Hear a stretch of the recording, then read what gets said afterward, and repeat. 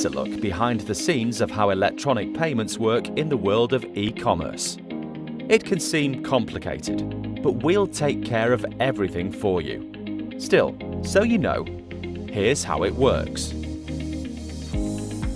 There are 3 stages called 1. Authorization, 2. Clearing, 3. Settlement. Authorization is the first step and starts after the cardholder makes a transaction and successfully authenticates themselves using 2-factor authentication if your business is using EMV 3D Secure. This adds in additional criteria to confirm the identity of the cardholder. A digital message is transmitted and checked at each stage, from the merchant to the acquirer, then onto the card scheme, and finally sent to the issuing bank, which checks the funds in the cardholder's account. Once funds are available, a message is sent back to the merchant that the payment is approved. Clearing is all the activities that happen behind the scenes and is the time period from when the acquirer sends a message to the card schemes, which is then forwarded to the issuing banks to confirm that the transaction has been completed successfully. At the end of the day, the merchant will send a file called a batch to the acquirer for the funds to be deposited into their account. This is called settlement. Look out for acquirers that offer next-day funding and faster payment facilities to improve cash flow in your business.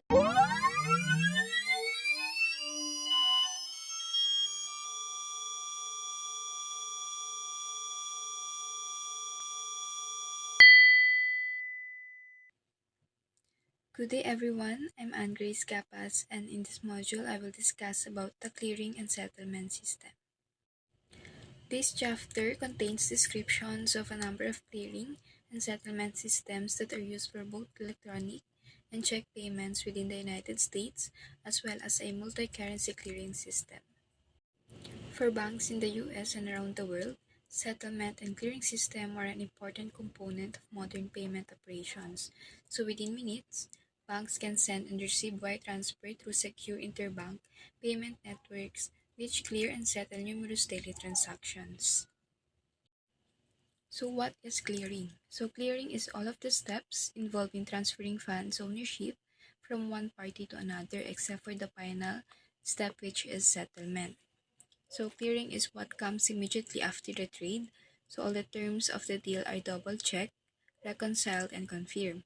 It is also involved the validation of other payment details, including whether a given individual's identifying information such as an account number, mobile number, or email address is associated with the participating financial institutions. In addition, during the clearing, the participating financial institutions validate and take action on the payment messages they receive, including by rejecting or accepting the messages. So how clearing works? So clearing is the process of reconciling purchases and sales of various options, future or securities, and the direct transfer of funds from one financial institution to another. So the process validates the availability of the appropriate funds, records the transfer, and in the case of securities, ensures the delivery of the security to the buyer. So clearing describes the settling process that financial transactions must go through. So although paying for items with a paper check is increasingly uncommon, this provides one of the easiest clearing examples to understand. So when a buyer pays a seller with a check, the seller deposits this check into his or bank account. So it then takes several days for the check to clear and the funds to appear in the account. So the same process applies to any financial transaction that takes place between 2 or more banks or other institutions. So whether paper checks or electronic transfers, this transaction must be reconciled through the clearing process. The second key function is the interbank settlement process, which result in the discharge of the financial obligations that arise as a result of the clearing process between payers and the payee's financial institutions. One way that interbank settlement may take place is through debit and credit to accounts they maintain with a common correspondent bank. So settlement involves the finalization of a payment so that a new party takes possession of transferred funds The treasurer should be aware of these processes in order to understand the timing of payment transfers, transferring of funds through a central agency from payer to payee, through participation of their respective banks or custodians of funds. So settlement is the final fulfillment of a securities transactions, the actual transfer of securities and money. Ownership of the securities is transferred and the buyer takes delivery against payment to the seller. Characteristics of clearing and settlement systems. In clearing and settlement systems, the bank of the payer and beneficiary exchange information regarding monetary transfers. So the result of this exchange is payment between the banks. Next is overview of the clearing and settlement process. The general concept of clearing and settlement is for the banks of the paying party, which is the payer, and the receiving party, the beneficiary, to exchange information regarding monetary transfers, resulting in the transfer of funds between the two banks. The banks in turn debit the account of the payer and credit the account of the beneficiary. So given the massive volume of such transactions, formal clearing and settlement systems have been installed to streamline the process. So clearing and settlement system are generally organized around individual countries or economic regions. Banks located within these areas can have an account with the local clearing and settlement institution.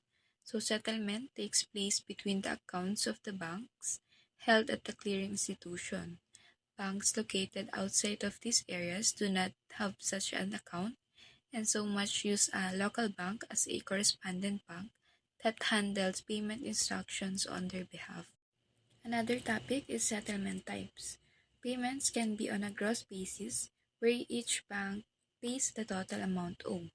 Payments handled through a gross settlement system are more likely to have a requirement for immediate execution, where payment instructions are processed separately for each individual transaction.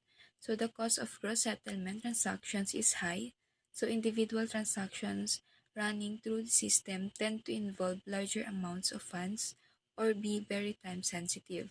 Gross settlement, also called as real-time gross settlement, refers to a system that sends funds and settles transactions instantaneously.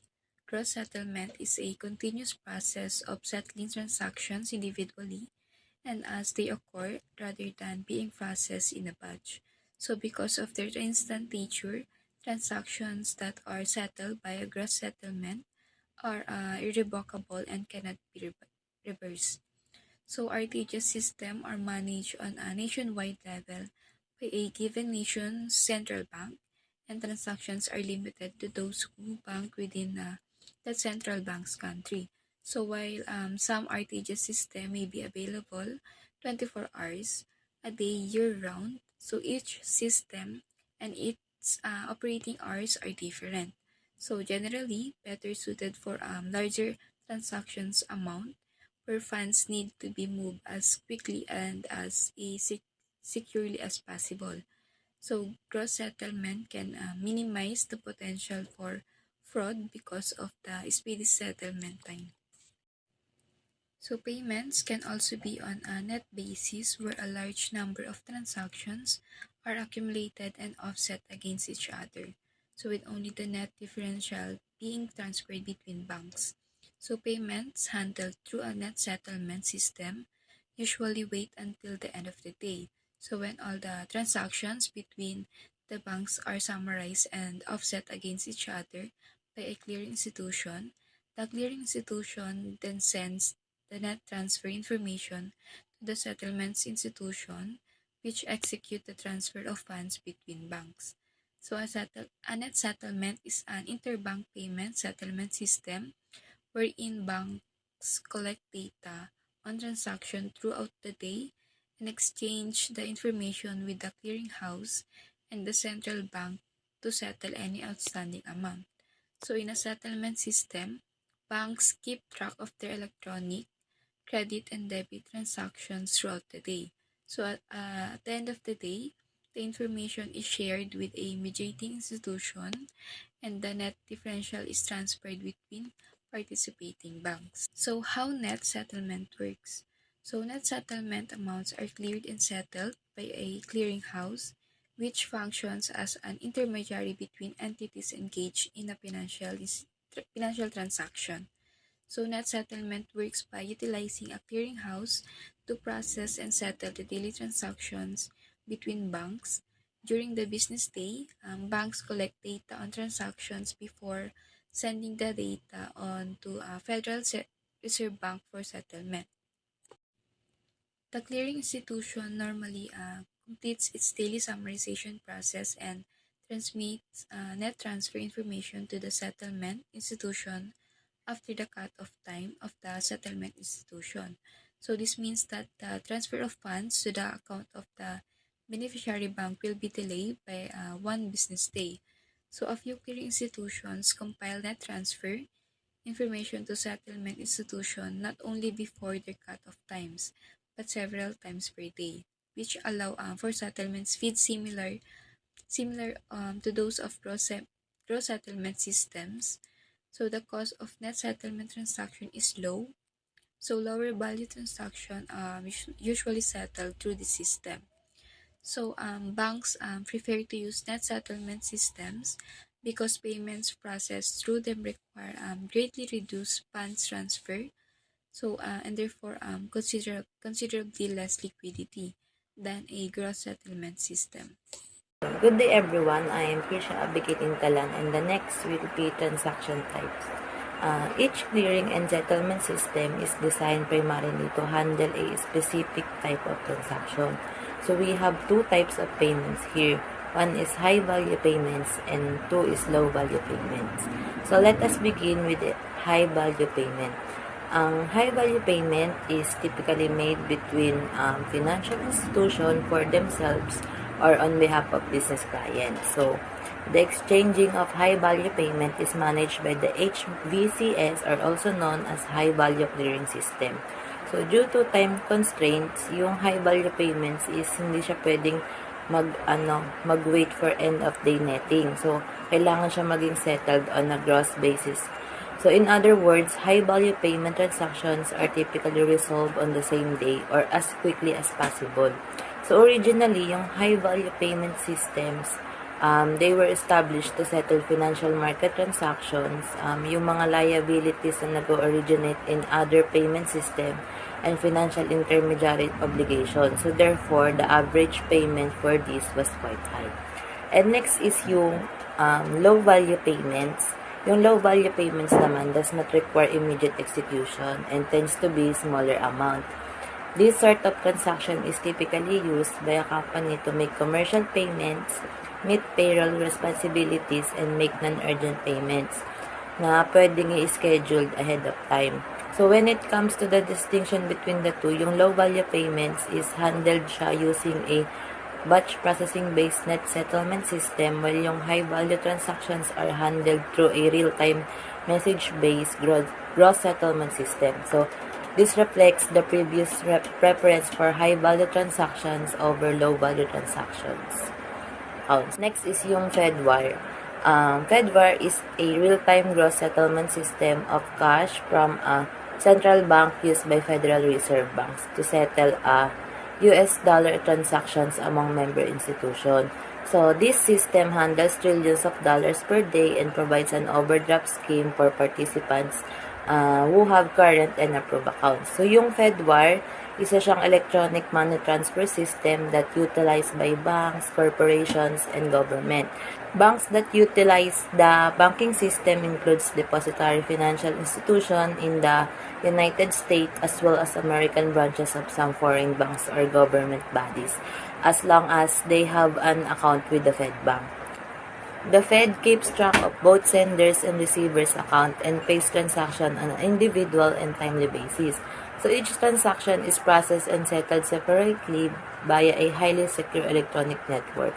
So yung mga fund settlement, it is immediate, final, and irreversible. The process flow for FedWire payments is shown in the figure. So the first step is for the paying company to send payment instruction to its bank. which debits the paying company's account and passes the payment instruction to the Federal Reserve. Then the Federal Reserve debits the paying bank's account and credits the beneficiary's bank account, after which the beneficiary's bank notifies the beneficiary company of the transfer. Let's move on to the Automated Clearinghouse or ACH system. The ACH system serves as the primary net settlement system for electronic payments in the United States, widely adopted by most banks. It facilitates high-volume, low-value transactions including payroll direct deposits, business-to-business payments, dividends, tax payments, and Social Security disbursements. The duration of fund transfer from payer to beneficiary varies based on the payer's payment instructions, often spanning for several days. The ACH payment is more intricate than the Fedwire system, involving a network of bank associations and privately owned processing entities. Despite its complexity, ACH payments are cost-effective, typically amounting to just a few cents for transactions. So when do we say ACH process?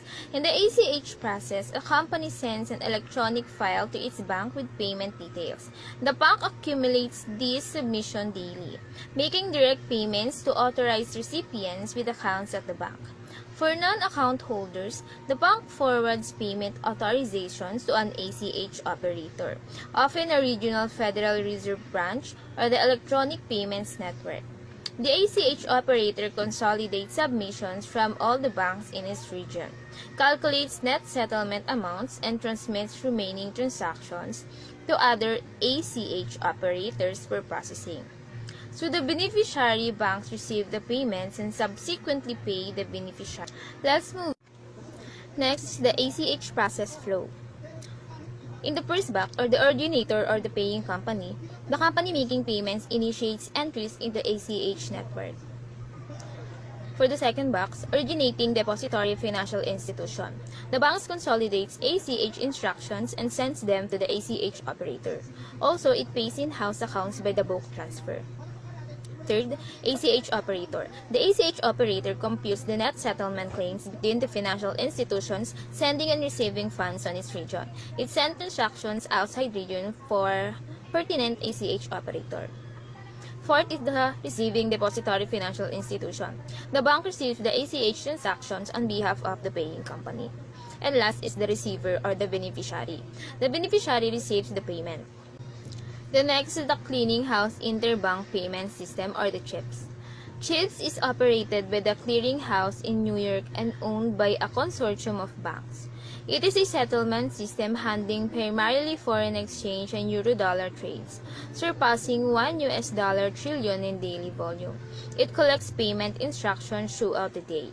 It calculates the net payments for each bank, and it executes transactions through the Fedwire system. This process is designed for high-value payments and can include remittance information. Despite the risk of delayed payment receipts, banks mitigate this by enforcing intraday credit limits on transactions to manage potential losses in case of a counterpart's failure. Next is check clearing. So check clearing is the process through which money comes from one account to another when the payment is made by writing a check. So the amount is debited from the check's writer's bank and credited to the bank account of the depositor or person who receives the payment. So check clearing can be cleared and settled through several routings. They are same bank settlement, correspondent bank settlement, check clearing institution, and electronic check presentment. Let's go first with same bank settlement. The bank on which a check is drawn may be the same bank used by the beneficiary. Ito po ay tumutukoy sa proseso ng paglilipat ng funds o paglilipat ng transaction sa pagitan ng mga account na nasa parehong bank. This can involve po the various types of transactions like transferring money between two accounts held by the same individual or settling trades between different accounts within the same bank. Next, correspondent bank settlement. A company may receive a check from entity located outside of its country. In this case, the company's bank sends a check to a correspondent bank in the originating country. clearing and settlement of the check occur in that country, ensuring that the funds are available for transfer. And once cleared, the correspondent bank uses an electronic transfer to ship the funds to the beneficiary's bank in the recipient country. Check clearing institution. It is an organization or entity that facilitates the process of clearing and settling checks between banks. Ang check clearing institution po ay may mahalagang ginagampanan sa financial system. Sinisigurado po nito na maayos ang pagpapalitan ng pondo between the bank on the which the check is drawn and the bank where the check is deposited. Check clearing process also involves the verification of the legitimacy of the check, confirmation of available funds, and the actual transfer of funds between banks. Last, electronic check presentment.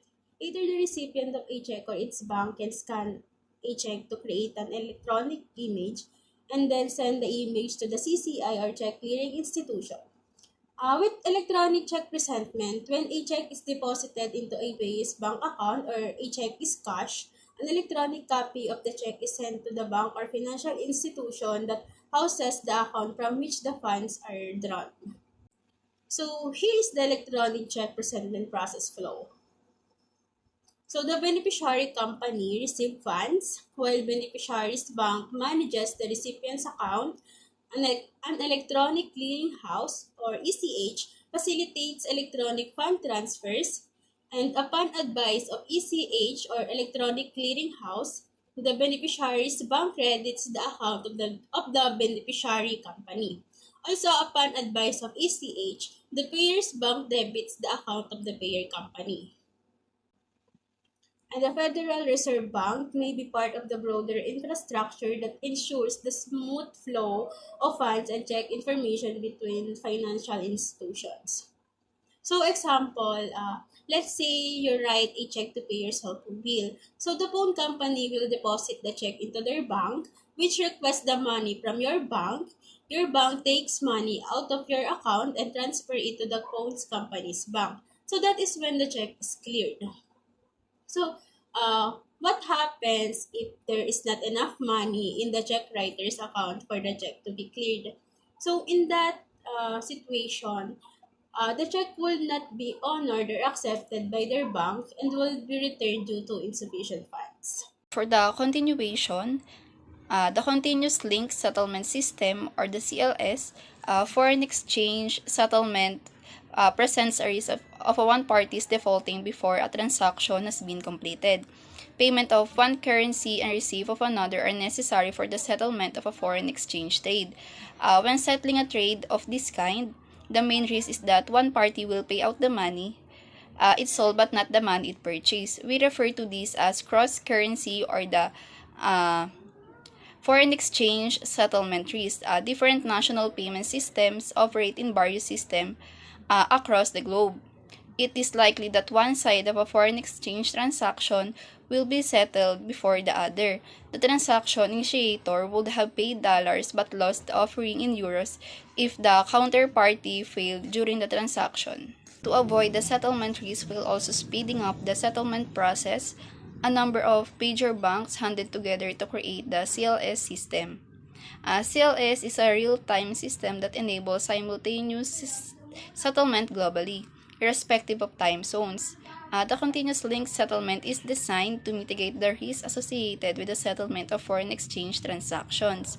There are some currencies that can be settled in the CLS system. They are Australian dollar, British dollar, euro, Japanese yen, and so on and so forth. To lower settlement risk, the CLS system facilitates the cooperative settlement of foreign exchange transactions among major banks. Also, CLS is an effort to address the risk of principal loss connected with the settlement of foreign exchange trades, also known as foreign exchange settlement risk by a group of the biggest clearing institutions in the world. CLS maintains an account with the central bank controlling each of the above currencies. Also, each member bank of CLS has its own account with CLS, which is divided into a sub-account for each currency. They uses gross settlement system to debit the account of a participant in one currency, while at the same time crediting its account in a different currency.